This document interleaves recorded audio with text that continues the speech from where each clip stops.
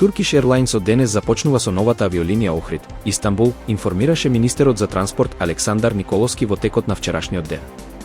Ке продолжиме со субвенционирање на нови авиолинии и подобрување на авиосообраќајот во Македонија, напиша Николовски на Facebook. Со пристигнување на патници од Истанбул денеска на Охридскиот аеродром Свети Апостол Павле ќе биде означен официјалниот старт на нововоспоставената авионска линија од Истанбул до Охрид. Станува збор за првиот лет на директната линија на авиокомпанијата Turkish Airlines, што од денеска ќе лета од Истанбул до Охридскиот аеродром Свети Апостол Павле. Македонија денеска одбележува 5 години од членството во НАТО.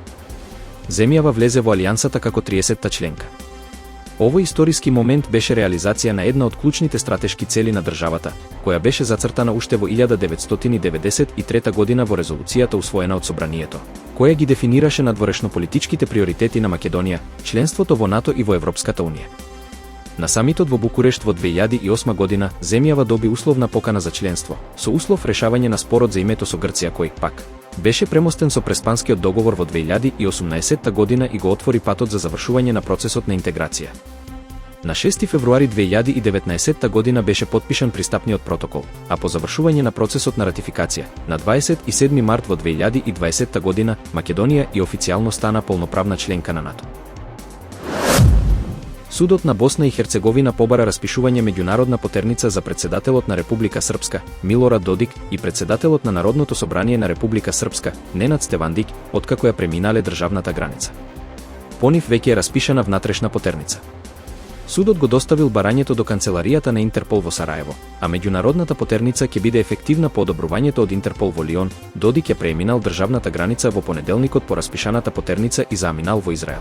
Додека Стевандик го направил истото на 15 март, заминувајќи за Србија. Граничната полиција на Босна и Херцеговина го истражува преминувањето на границата, бидејќи има информации дека делегацијата го поминала граничниот премин Рача без задолжително застанување. Додик и Стевандик, заедно со премиерот на Република Српска, Радован Вишковиќ, се осомничени во случајот за напад на уставниот поредок.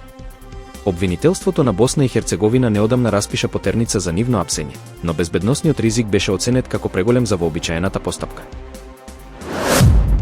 Американскиот претседател Доналд Трамп потпиша наредба за воведување царини од 25% за увоз на автомобили и лесни камиони, што доведе до пад на акциите на глобалните автопроизводители. Акциите на General Motors, Chrysler и Ford забележаа пад. Канада и Јапонија изразија подготвеност за реципрочни мерки. Тие исто така ги истакнаа инвестициските придобивки во САД, но предупредија на можни контрамерки. Европската комисија изрази разочарување, но најави преговори за решавање на ситуацијата. Царините ќе стапат на сила на 2 април, а наплатата започнува на 3 април. Трамп очекува оваа мерка да го поттикне растот на американската автомобилска индустрија и да создаде нови работни места. Сепак, глобалните лидери ја критикуваат одлуката како штетна за меѓународната трговија. Пожарот ги зафати јужните региони на земјата, уништувајќи повеќе од 200 згради и принудувајќи евакуација на 27.000 луѓе, соопштија властите. Меѓу загинатите е еден пилот кој загина откако неговиот хеликоптер се урнал за време на напорите да се локализираат пожарите во југоисточниот град Уисеонг, една од најтешко погодените области. Националната агенција за пожари соопшти дека најмалку 30 луѓе се повредени. Меѓу уништените објекти има 1000 години стари будистички храмови, куќи, фабрики и возила, додека пожарите изгореа 43.330 хектари земја. Во телевизиско обраќање, вршителот на должноста претседател на Јужна Кореја, Хан Дуксу, рече дека пожарите, кои започнаа минатиот петок, предизвикуваат поголема штета од многу претходни пожари.